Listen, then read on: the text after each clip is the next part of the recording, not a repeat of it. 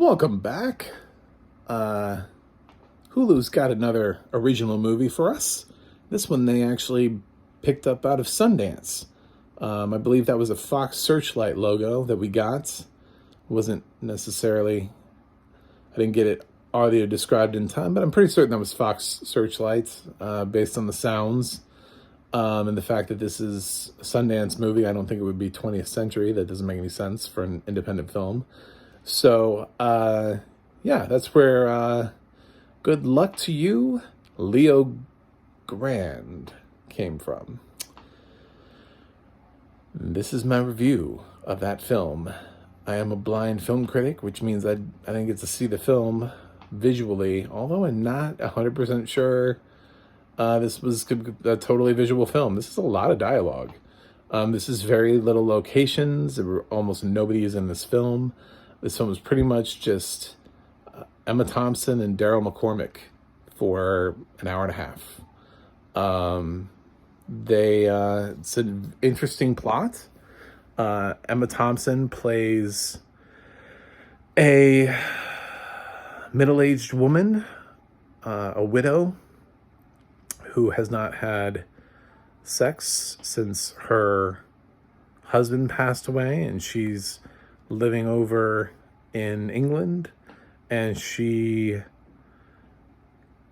gets the idea to hire herself an escort, a sex worker, and she picks this Leo Grande off the internet, and he shows up, and he's charming, and he listens, and he's in tune to everything she's doing, and he's just there to create this experience. He's obviously really good at his job. She keeps asking him questions. And he's just, I've done this before. I've had all sorts of experiences. And it's just a lot of conversation about sex workers and what they do and what the potential they could do if their work was legalized and made safe. And it's kind of a film that has a purpose. Like it's meant to say something, but at the same time, it's also just entertaining. It's a feel-good film. It takes place almost entirely within a hotel room because she rents a hotel room and she contacts him on multiple occasions. So you just sort of see the two of them for almost the entire film just together in this one room. It does change locations briefly, and there is like one other person that could be technically credited for this film, but very limited. It is just Emma and Daryl in this room for like an hour and a half. It's a lot of dialogue. It's a lot of intimacy. It's a lot of talk about sex, very frank talk about sex. That kind of stuff makes you squirmish, or if you plan on watching this with family members, maybe think about how much sex talk you like to watch with your parents or your children or whoever it is. I don't think this film is for children, although I'm not entirely sure children will enjoy it.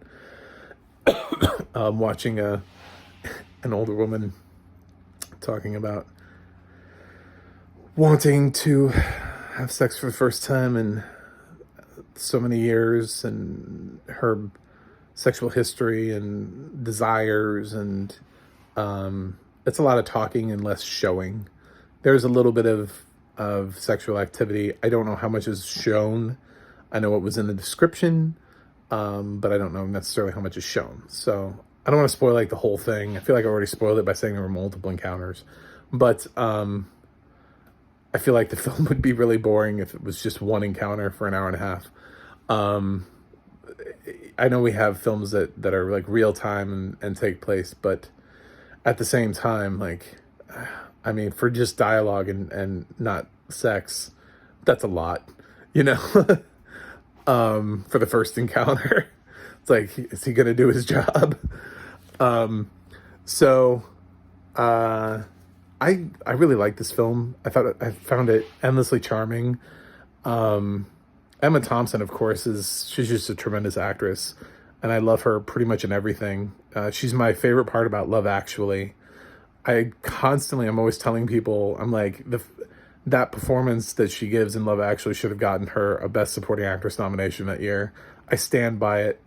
I was so touched by her nonverbal response to finding the jewelry and then having to compose herself to go back out. I thought that was just so perfect and so real in that moment. And she finds moments like that really in all of her films. And in this film, she doesn't ever feel like Emma Thompson. She just sort of feels like she's legitimately this woman that could be anybody you know, any of your teachers, any of your relatives, any of your neighbors, who just has this longing and this desire that hasn't been fulfilled in life, not just sexually, but just in general. That these all of these sort of hopes and dreams, and Leo is Daryl. Just he's so great and just listens, and he's written so well, and he's just sort of a great sounding board for her as she moves through all she needs to move through for this film to advance. So I really liked the structure of the film. I'm guessing this was not something that people thought coming out of Sundance was going to be Oscar bait, so that's why Hulu got it for streaming rights.